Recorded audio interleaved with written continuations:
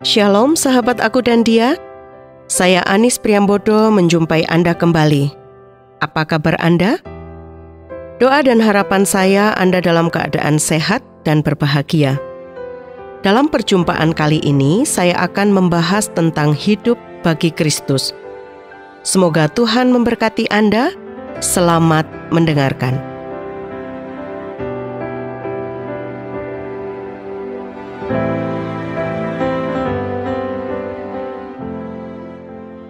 Sahabat aku dan dia, ketika kita menjadi orang yang mengaku percaya kepada Yesus Kristus sebagai Tuhan dan Juru Selamat, tantangan yang harus kita hadapi adalah hidup bagi Kristus. Apa artinya? Paulus dalam suratnya kepada jemaat di Filipi menuliskan, "Karena bagiku hidup adalah Kristus." Filipi 1 ayat 21a. Mengapa muncul pernyataan seperti ini? Ada dua alasan yang saya temukan. Yang pertama di dalam Galatia pasal 2 ayat 19-20. Sebab aku telah mati oleh hukum Taurat untuk hukum Taurat, supaya aku hidup untuk Allah. Aku telah disalibkan dengan Kristus, namun aku hidup. Tetapi bukan lagi aku sendiri yang hidup, melainkan Kristus yang hidup di dalam aku. Dan hidupku yang kuhidupi sekarang di dalam daging adalah hidup oleh iman dalam Anak Allah yang telah mengasihi aku dan menyerahkan dirinya untuk aku. Dan yang kedua di dalam 2 Korintus pasal 5 ayat 14-15. Sebab kasih Kristus yang menguasai kami, karena kami telah mengerti bahwa jika satu orang sudah mati untuk semua orang, maka mereka semua sudah mati. Dan Kristus telah mati untuk semua orang, supaya mereka yang hidup tidak lagi hidup untuk dirinya sendiri, tetapi untuk Dia yang telah mati dan telah dibangkitkan untuk mereka. Dari bagian firman Tuhan ini kita dapati bahwa hidup hanya untuk memperkenan hati Tuhan. Hidup hanya untuk Tuhan, bukan untuk diri sendiri. Bahwa setiap orang yang dikuasai oleh kasih Kristus tidak hidup untuk dirinya sendiri, melainkan hidup untuk Kristus. Sahabat aku dan dia, ketika kita akan berbicara tentang hidup bagi Kristus, maka kita akan mendapati lawan daripada ini, yaitu hidup bagi diri sendiri. Setiap orang secara umum ingin hidup benar dan baik. Tidak ada satupun orang di dunia ini menginginkan hidupnya rusak.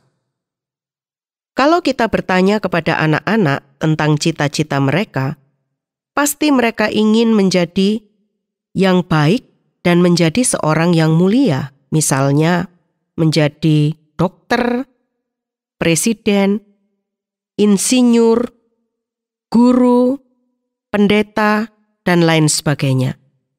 Tidak ada seorang anak pun yang ingin menjadi perampok atau pelacur. Namun ketika besar, ternyata banyak yang menjalani hidup yang rusak dan disesali. Ini buah dari pola hidup yang berpusat pada hidup untuk diri sendiri.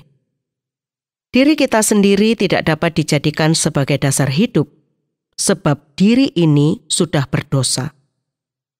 Semua orang ingin bahagia, tetapi yang dilakukan justru menghancurkan diri sendiri. Sebagai contoh, orang memakai narkoba untuk mendapatkan kenikmatan, tetapi yang didapat justru kehancuran.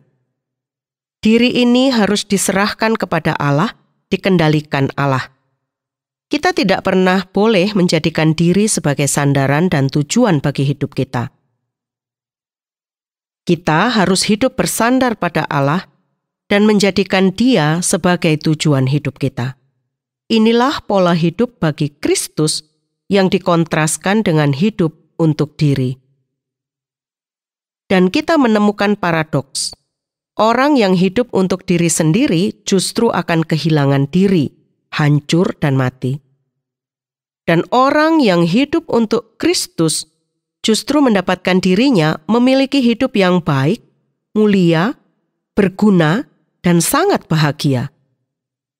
Bagaimana agar kita dapat hidup bagi Kristus? Yang pertama adalah mengalami kuasa penebusan Yesus Kristus. Jika satu orang sudah mati untuk semua orang, maka mereka semua sudah mati. Dan Kristus telah mati untuk semua orang, supaya mereka yang hidup tidak lagi hidup untuk dirinya sendiri, tetapi untuk Dia yang telah mati dan telah dibangkitkan untuk mereka. Seseorang baru bisa hidup bagi Kristus ketika kuasa penebusan Yesus Kristus bekerja dalam dirinya dan menjadikan anak Allah. Ketika kita datang kepada Kristus, kita adalah manusia berdosa. Dan dengan darah-Nya, Tuhan Yesus menebus kita. Ia mati karena dosa kita dan untuk melepaskan kita dari dosa. Waktu kita menerima Kristus, kita bertobat, meninggalkan dosa. Kita mati terhadap dosa. Kita mati bersama Kristus terhadap dosa dan karena itulah kita bisa dibangkitkan bersama Kristus. Kita harus mati terlebih dahulu terhadap diri dan dosa, barulah ada kebangkitan. Ketika kita hidup bagi Kristus, maka tercapailah tujuan penebusan Kristus. Yang kedua, menjadi milik Kristus. Pengertian bahwa kita adalah milik Kristus, maka harus hidup bagi Kristus. Kamu bukan milik kamu sendiri, sebab kamu telah dibeli dan harganya telah lunas dibayar. Karena itu, muliakanlah Allah dengan tubuhmu. 1 Korintus pasal 6 ayat 19-20. Sebelum Kristus menebus kita, kita adalah tawanan dosa, orang berdosa yang terkutuk. Tetapi kini kita telah dibebaskan dan menjadi milik Tuhan. Darah-Nya yang mahal itu telah membebaskan kita dari kehancuran total. Sahabat aku dan dia, Paulus pun bergumul akan hal ini. Setelah mengenal Kristus, dia dibukakan untuk menyadari bahwa di dalam dirinya ada kuasa kejahatan yang harus ditaklukkan. Tetapi ternyata tidak dapat dia kalahkan. Dan jalan keluar itu ialah, jika diri dosa itu mati, baru dia lepas cengkeramannya. Bandingkan Roma pasal 7 ayat 1-6. Memahami hal ini, Paulus berkata bahwa dia disalibkan bersama Kristus, sehingga sekarang Kristus yang hidup dalam dirinya. Sekarang bukan lagi dia yang hidup, melainkan Kristus yang menghidupi hidup Kristus dalam diri kita. Disalib bersama Kristus adalah kematian yang membahagiakan. Kita mati terhadap dosa, maka Kristus yang hidup dan memerintah kita. Yang ketiga adalah dimotivasi oleh teladan dan kasih Kristus. Hendaklah kasih Kristus terus tertanam dalam hati kita dan itu mendorong kita untuk semakin mengasihi Dia melalui seluruh hidup kita. Apalah artinya seluruh harta dan kekuasaan kita kalau hidup kita tidak berkenan di hadapan Tuhan dan akhirnya binasa? Alangkah bahagianya hidup kita kalau hidup kita di dalam kasih Kristus. Seorang budak perempuan dibeli oleh Abraham Lincoln untuk dibebaskan. Namun budak ini malah tidak mau lepas dari sang tuan. Ia kembali dan menyerahkan surat kebebasannya karena ia tahu justru di tangan sang tuan yang baik hati inilah hidupnya merasa nyaman dan terjamin. Lincoln pun memperlakukan dia tidak seperti budak, tetapi seperti keluarga. Dia telah dibebaskan dari perbudakan dan menyerahkan diri untuk kembali diperbudak oleh sang tuan, dan ia memperoleh kenikmatan. Kalau budak perempuan ini tahu memilih tuan mana yang baik, bagaimana dengan Anda? Apakah kita ingin mendapatkan kebahagiaan sejati? Hanya dengan mati disalib bersama Kristuslah dan taat melakukan apa yang menjadi kehendak-Nya, maka kita akan mendapatkannya. Justru pada saat kita kehilangan diri demi Tuhan, maka kita akan mendapatkan sukacita kekal. Utamakanlah Kristus dalam setiap aspek hidup kita, maka hidup akan terasa indah. Hati-hati dengan segala tawaran dunia. Jangan tergiur oleh segala kenikmatan dunia, sebab segala kenikmatan yang ditawarkan oleh dunia hanya semu belaka. Semua itu tidak dapat memberikan kepuasan sejati. Hanya hidup bagi Dia dan memperkenan hatinya, maka kita akan mendapatkan kepuasan sejati. Karena sadar bahwa kita tidak dapat bersandar pada diri sendiri, sebab semua itu membuat hidup kita hancur, maka kita telah kembali kepada Tuhan. Dalam pertobatan dan menerima Yesus Kristus sebagai Tuhan dan Juru Selamat. Sejak itu kita meninggalkan hidup yang berpusat pada diri dan memilih hidup yang berpusat kepada Tuhan. Adalah hal yang bersifat kontradiksi jika ada orang Kristen yang hidup untuk diri sendiri dan tidak hidup untuk Kristus. Setiap orang Kristen secara bermakna adalah seorang yang hidup berpusat pada Allah. Ia tidak lagi hidup untuk dirinya sendiri, tetapi hidup untuk Tuhan. Seorang yang memanggil Yesus sebagai Tuhan, namun hidup tidak seturut kehendak-Nya, dapat dipastikan ia bukanlah anak Tuhan sejati. Mari kita menelaah seperti apakah hidup kita. Apakah hidup untuk diri sendiri ataukah hidup untuk Kristus?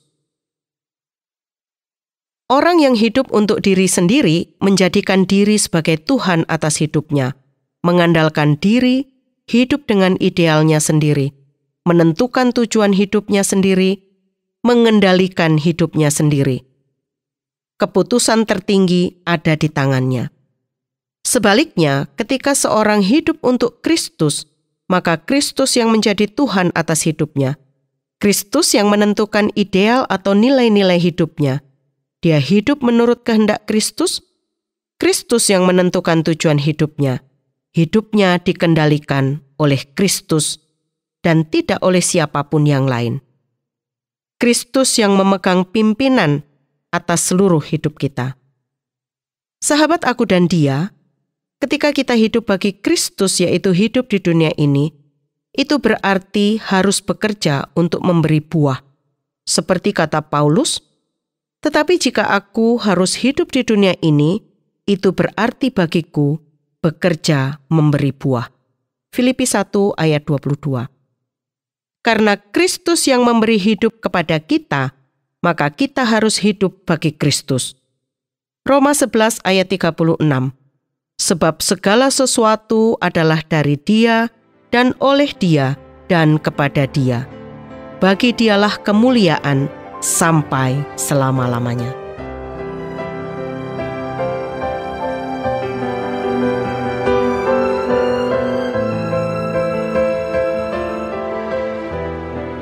Sahabat aku dan dia, usai sudah perjumpaan kita kali ini.